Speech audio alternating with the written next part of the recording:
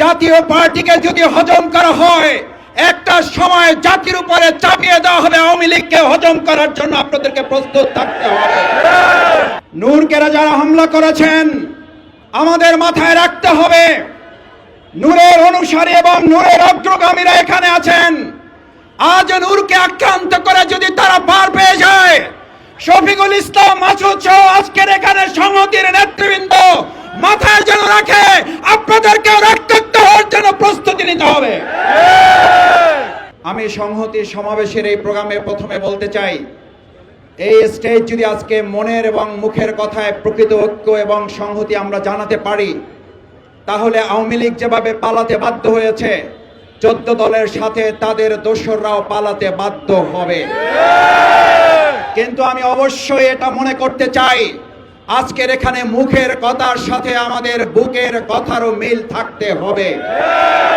আমরা এখানে একটা কথা বলে যাব, আবার বাইরে গিয়ে আমরা কাজের মাধ্যমে দেখাবো যে না, জাতীয় পার্টিকে আমরা নিষিদ্ধ করতে চাই না।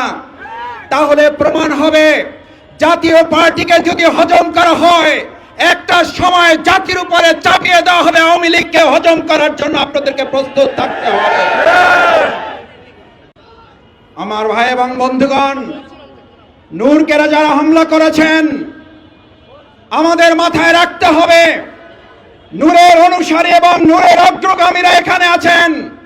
আজ নূরকে আক্রান্ত করে যদি তারা পার পেয়ে যায়, শফিকুল ইসলাম মাসুদ সহ আজকের এখানে সংহতির নেতৃবৃন্দ মাথায় যেন রাখে, আপনাদেরকে রক্তাক্ত হওয়ার জন্য প্রস্তুতি নিতে হবে।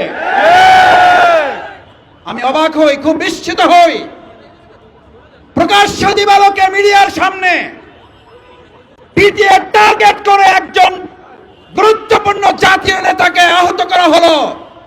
তার জন্য আপনারা যে কমিটি করেন, আমার আপত্তি নাই, কিন্তু এতদিনে সেই মিডিয়ার সামনে চিহ্নিত লোকগুলো গ্রেপ্তার না হওয়া শুধু অশনি সংকেত নয়, এই জুলাই যোদ্ধাদেরকে রীতিমতো অপমান এবং লাঞ্ছিত করার সামিল। আপনারা নূরকে আঘাত করেন নাই, আপনারা আবু সাঈদ মুক্তার পরিবারকে আঘাত করেছেন, আপনারা জুলাইয়ের চেতনাকে আঘাত করেছেন। আমি বক্তব্য শেষ করতে চাই একটা কথা বলে, আজ নূরকে আঘাত করার মধ্য দিয়ে এই প্রশাসন যদি এটা প্রমাণ করে তারা একটা প্রোগ্রামের নিরাপত্তা দিতে পারে না, আমি আমার সামনে উপস্থিত ভাই বন্ধুদের জিজ্ঞেস করতে চাই, তারা আগামী দিনে অবাধ, সুষ্ঠু, নিরপেক্ষ নির্বাচনের জন্য লক্ষ লক্ষ কেন্দ্র পাহারা দিয়ে আওয়ামী দোষর মুক্ত করতে কি তারা সক্ষম হবে? আসুন, বিচার এবং সংস্কারের প্রশ্ন সেই জন্য এসেছিল।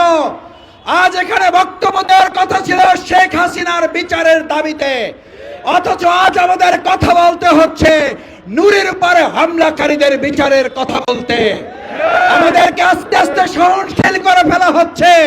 আসুন, সহনশীলতার মাত্রা বাড়লে নির্মম নির্যাতনের মাত্রা বাড়বে। প্রতিরোধ করার জন্য সবাইকে ঐক্যবদ্ধ থাকতে রাজি আছে। সেই আহ্বান জানিয়ে আমার কথা শেষ করছি। আল্লাহ হাফেজ। বাংলাদেশ জিন্দাবাদ, গণ অধিকার পরিষদ জিন্দাবাদ, বাংলাদেশ জামাত ইসলামী ঢাকা মহানগরী দক্ষিণ জিন্দাবাদ।